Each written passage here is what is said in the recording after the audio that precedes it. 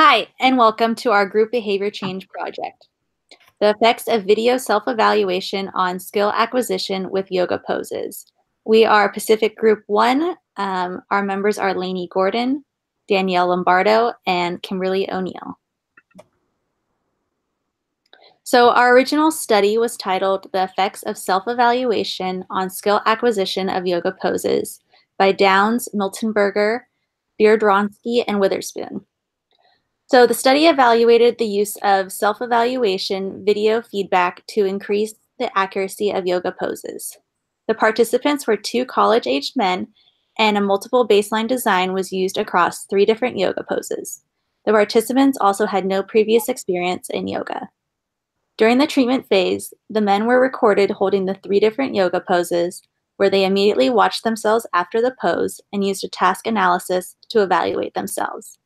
During the first session of the treatment phase, the experimenter sat down with the participants to go over the video and the TA with them.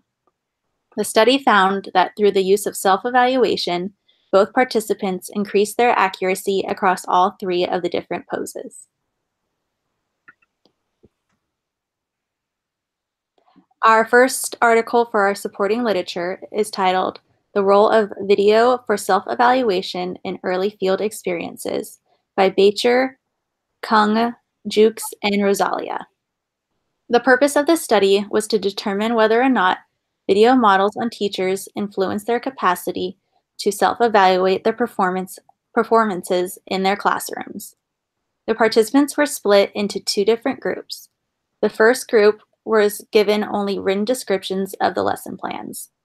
The second group were given written descriptions and a video model of the lesson plan being performed. For data collection on the self-evaluation, each group received evaluation rubrics to use with the written descriptions of the lessons. In addition, the group who received the video modeling were also required to provide written reflections after watching the video model. During the self-evaluation phase, both groups recorded themselves teaching the lesson that was provided. Using their rubrics, they had to self-evaluate themselves on how well they think they did. It was found that those who had watched the video models of the lesson being taught were more prepared for their own teaching experiences. Also, it was determined that their self-evaluation scores were more similar to the researchers' scores than those who did not have access to the video models. Article 2 for supporting literature. Incorporating video feedback into self-management training to promote generalization of social initiations by children with autism by Deichmann, Reeve, and Progar. The purpose of this study was to determine the effects of self-monitoring during video feedback on the frequency of social initiations. The study used a multiple baseline design across 3 participants ages 5, 6, and 7 years old. During baseline, the participants were recorded in a classroom to determine the frequency of their social initiations. A token system was used to reinforce the children sustaining attention while watching back the video. During the video, if the child initiated appropriately, the instructor would point to a green happy face while stating "good talking." During a non-initiation clip, the instructor would point to a red frowning face and tell them "not good talking." Next, the experimenter would show a 10-minute clip with 5 initiations and 5 where there was a missed opportunity to initiate. The video would be paused, and the participant was prompted to point to the red or the green face to evaluate if there was an initiation or not. When using the video feedback, the participants showed an increase in initiations in the general education classroom. Data also showed that the treatment results also generalized the skill across settings and people. After the intervention was removed, the skill was shown to have also maintained after the treatment. Article 3, Supporting Literature. Using Video Feedback to Improve Horseback Riding Skills by Kelly and Miltenberger. The purpose of this study was to determine if video feedback would improve the horseback riding skills of riders who were at the advanced beginning level. There were 4 participants included in this study, ages 11, 45, 52, and 55 years old. They targeted 3 different skills. One was skills used in jumping over obstacles, dressing riding on the flat, and jumping position riding on the flat. During the baseline conditions, normal lesson procedures were continued. During intervention, the rider and the instructor were immediately shown the recorded attempt of the behavior, and the instructor gave them constructive feedback on their ride. The experimenters scored the positions to checklist for each of the skills. Improvement was shown across all of the participants and all of the skills targeted. The 4th article we used was Social Anxiety in Adolescence, the effect of video feedback on anxiety and the self-evaluation of performance by Parr and Cartwright-Hatton. The purpose of this study was to investigate the effectiveness of video feedback with adolescents. The participants included 36 adolescents aged between 13 and 17 years old who were considered socially anxious. Each participant gave 2 speeches to a video camera, where one group received the video feedback and the other did not. Participants were to self-rate their anticipatory anxiety, their predicted performance, and the actual performance during the speeches. When compared to the control group, the video feedback group, when compared to the control group, the video feedback group, there was a more positive rating on their performance and a reduction in the anxiety, which was also generalized to their second speech.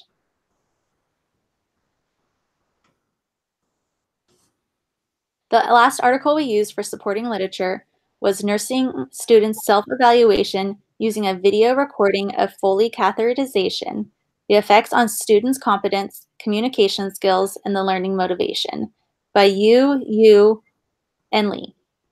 The purpose of this study was to investigate the use of self-evaluations using a video recording when inserting a Foley catheter. There were 40 medical students used as the participants. The experimental group evaluated their Foley catheterization performance by watching a recording of their own performance, while the control group only received written guidelines of their performance. It was found that those who viewed their recordings scored higher on competency of the procedure, their communication skills, and their motivation to learn. The purpose of our project, the purpose of our study is to replicate the findings from Downs et al. 2015 on the use of video self-evaluation and video feedback to increase the accuracy of yoga poses. Incorrect practice of yoga postures can result in injury to the participant. Video self-evaluation has been effective in increasing peer interaction in children with social and emotional disturbances, as well as children with developmental delays. The reinforcement for video self-evaluations is the improvement of the desired behavior through the use of self-monitoring. Prior to the study conducted by Downs et al., video self-evaluation has not been used to increase accuracy of physical and recreational activities. The methods of our study were as follows. The participants were Lainey Gordon, Danielle Lombardo, and Kimberly O'Neill. The settings were each participant's home. The materials that we used were a YouTube video of each pose, a timer, a video camera or camera phone, a task analysis of each of the 3 poses, and a pen or pencil for recording data.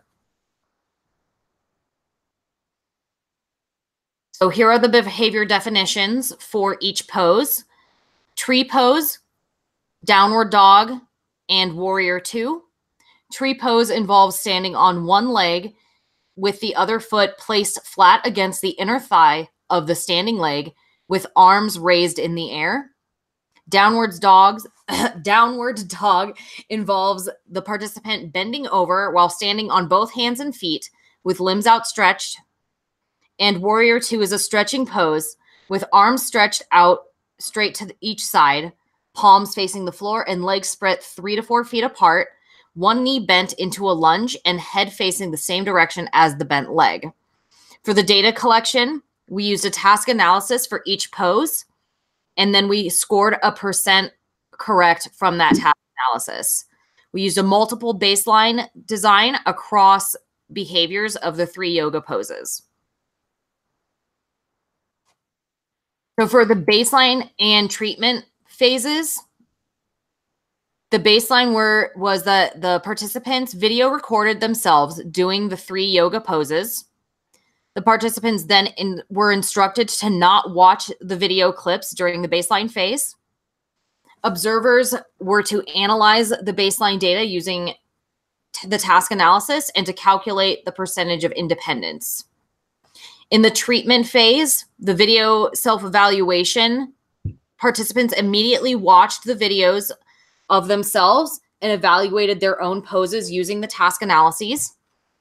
During the first session, the observers scored the participant and went over the task analysis with them.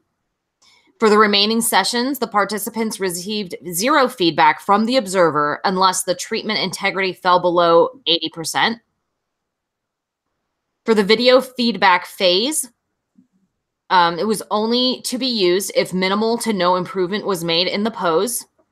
Observers gave no feedback or additional instruction to the participant immediately. Oh, sorry.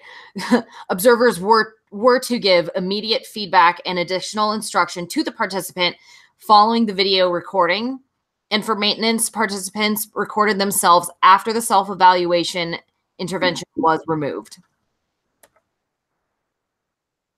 We did an IOA treatment integrity. We sent our videos to the other participants in our group. We used the same task analysis data sheet. Observers took IOA data on the videos across the total number of trials. And then the IOA data was calculated using total count IOA. Here are the results of our project, including the task analyses for each participant, the data average and range, and a graph for each participant. Here is my video that she's about to play for Warrior 2.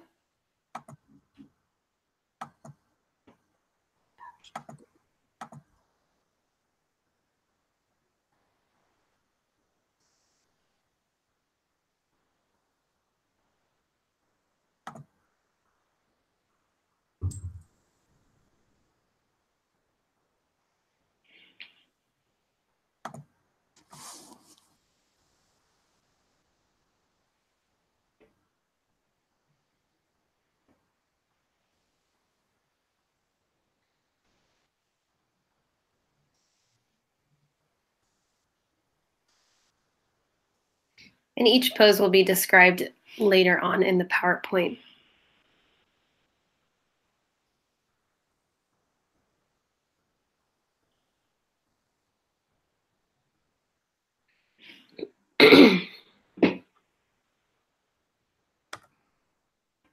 Okay, so here are my results. So on the left-hand side, you can see the baseline average and the baseline range. So my baseline range was from 67% to 78% for tree pose. And then my intervention was 100% across. For the second pose, I had a baseline average between 67% and 79%, with an average of 76%. And then 100% across the intervention phases. For the third pose, I had a baseline range of 75% to 79%, with an average of 77%. And then across my intervention, I had a 95% average. On the right-hand side, you can see the graphs for each one of my poses. The arrow is indicating the percent correct of the yoga pose in baseline. And then on the right-hand side, it's the video self-evaluation in intervention. This next slide shows a more close-up version of my graph with maintenance involved for the first pose. And it also gives the maintenance average as well, which was 100%. This next graph is for my second pose, which gives you the maintenance average, the maintenance range, the treatment range, which was 87% to 100%, and the treatment average was 95%. And you can see there's 100% across maintenance as well. For the third pose, you see a treatment range of 80% to 100% with a treatment average of 97% using the video self-evaluation, and a maintenance range and average of 100%, maintaining those skills over a period of time. This is a picture of my task analysis. It's really hard to see, so that's why Kim is going to explain the poses, because they're really hard to see in that. Okay, so here are my task analyses for all three poses. The first pose is tree pose, where step 1 was stand with feet shoulder width apart, hands by side, shift weight to the left foot, bend right knee up, making a 90-degree angle, grab right ankle with right hand, rotate right leg 90 degrees to the right, pull ankle to inner left thigh, place a right foot flat against inner left thigh, and face hips forward. Put hands on hips, press palms together in prayer position at chest, and hold the pose for 30 seconds. The second pose we did was downward facing dog, where we had to place our hands shoulder width apart on the floor, both knees placed on the floor under the hips, tuck bottoms of toes under the feet, lift hips up off the ground, walk feet 1 to 3 feet backwards, place palms flat on the floor, weight in the balls of the feet, back flat, limbs outstretched, and hold the pose for 30 seconds. The last pose was warrior pose 2, where we were to stand with feet hip width apart, arms at our sides, spread feet 3 to 4 feet apart, arms stretched out to each side, parallel to the ground, palms facing the floor, turn left foot outward 90 degrees, turn right foot inward at 45 degrees, bend left knee, and turn head to the left, looking past the left hand, and once again, hold the pose for 30 seconds. And here is one of the videos during the treatment phase of me doing downward facing dog with my dog and cat.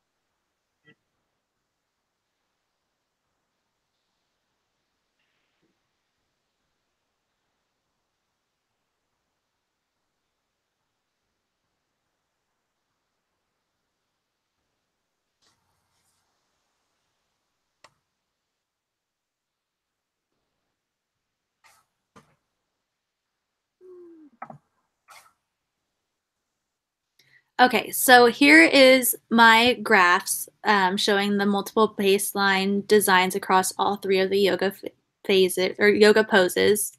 The top one is the tree pose, the second one is downward facing dog, and the last one is warrior 2, where you can see the baseline data points, the treatment data points, and lastly, the maintenance. Here's an up close of the tree pose. My baseline range was 75 to 83%, with an average of 80.33%. The treatment range was 83 to 100%, with a treatment average of 98.87%. Maintenance range and average were both 100%. This is for downward facing dog.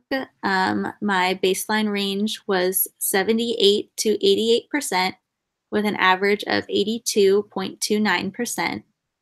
The treatment range was 67 to 100%, and the treatment average was 97%. And once again, the maintenance range was 100, and the average for maintenance was 100%. Lastly, this is Warrior 2 pose. The baseline range was 80 to 90%. The baseline average was 81.25%. Treatment range was 90 to 100%, and the treatment average was 97.5%. And maintenance range and average were 100%.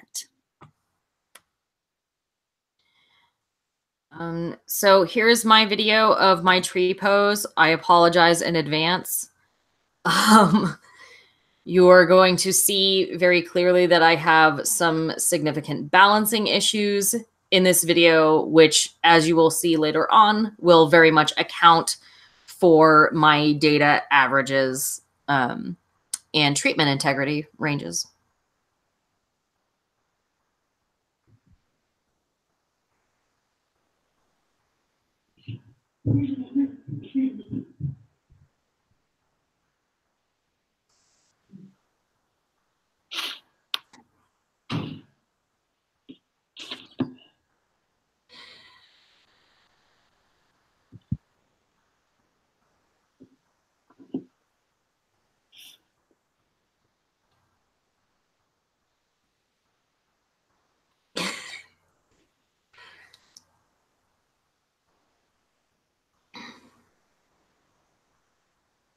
All right, so that was great. Here we go. Okay, so these are my task analyses for my downward facing dog pose, my Warrior 2, and tree pose. It's the same steps as everyone else. And here are my initial graphs of my baseline ranges, and then the after that phase line is the video self-evaluation phase for each separate pose. And then here are the graphs with the maintenance phase built in. For downward dog, the baseline range was 67% with an average of 67%. The treatment range was 89% to 100%, and the treatment average was 95%. My maintenance range was 89% to 100%, and my maintenance average was 95% as well. This was for Warrior 2. My baseline range was 100% with an average of 100%. Treatment range was 80% to 100% with a treatment average of 92%. And then my maintenance range was 100% with an average of 100%. As for tree pose, my baseline range was 67 to 75% with an average of 71%. My treatment range was 83% to 100% with a treatment average of 91.75%. And then in maintenance, my results were 75% for range with an average of 75%. And these results were largely due to not being able to hold the pose for the full 30 seconds.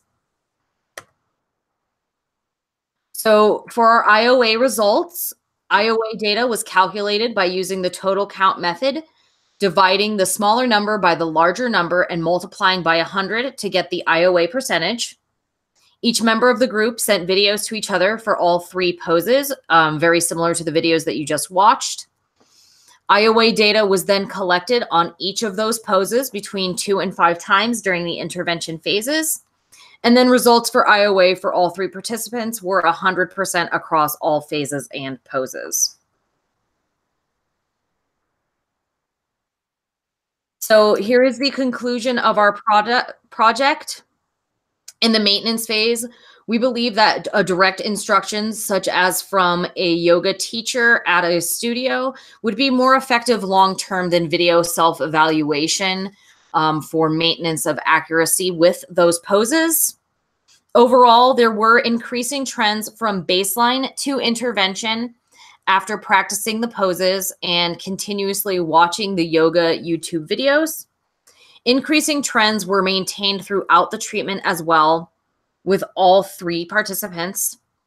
And although we do not have an instructor to guide us through, it was shown through the data and personal opinion that our knowledge of these 3 poses improved throughout the treatment. The limitations of our project was as follows. The participants were the ones who created the task analysis. We did not have somebody create it for us.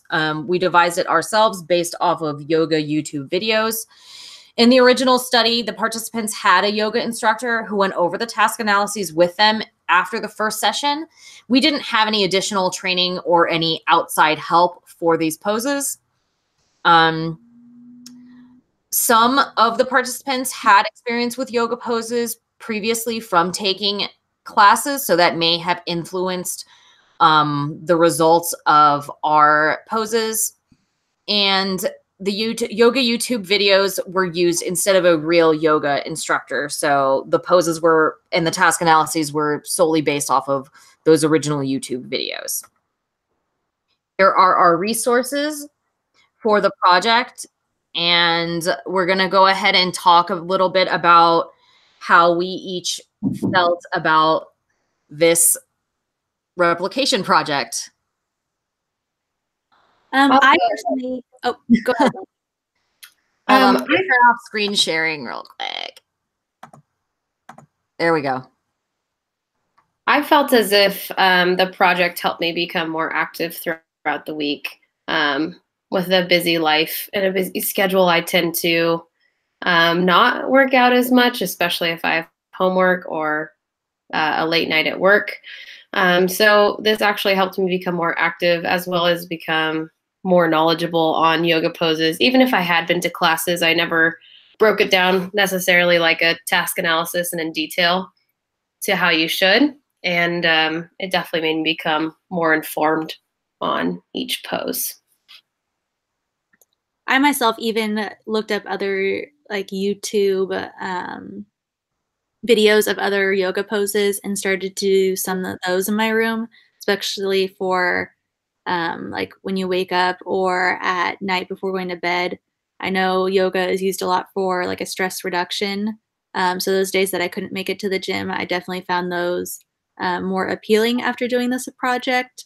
And also building upon what Danielle had said for the limitations, I had a hard time with the task analysis and knowing exactly what we need to do for each step previously since we came up with those task analyses.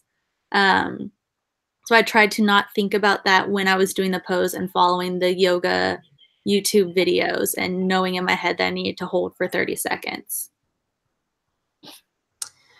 So for my part, I think I had a similar experience to the other 2 participants. I would try to do my poses first thing in the morning so that I would get it over with. It kind of forced me to stretch and get ready for the day, which was kind of nice to just do some yoga before work in the morning. For me, the video self-evaluation phase was very helpful because I was following along with the task analysis with the videos. So I was like double checking myself, and a lot of the steps that I forgot were like the hands on the hips or like grabbing that ankle or just those little steps in between that you don't really think about as much when you're fluently doing the poses. And I think once we got to the maintenance phase, those were the parts that I forgot, which were what I would consider from taking previous yoga classes in the past. Like those were very nuanced to the instructor as far as putting your hands on your hips before putting them in prayer pose in tree pose. So I had issues with maintaining those small, minute details of the task analysis once we were in maintenance. But I do agree that it did give me greater knowledge and more mindfulness toward each pose to break it down into smaller steps. And it helped me be more aware of like how my body was positioned, I guess, overall. So with that concludes our presentation. Thank you so much for watching.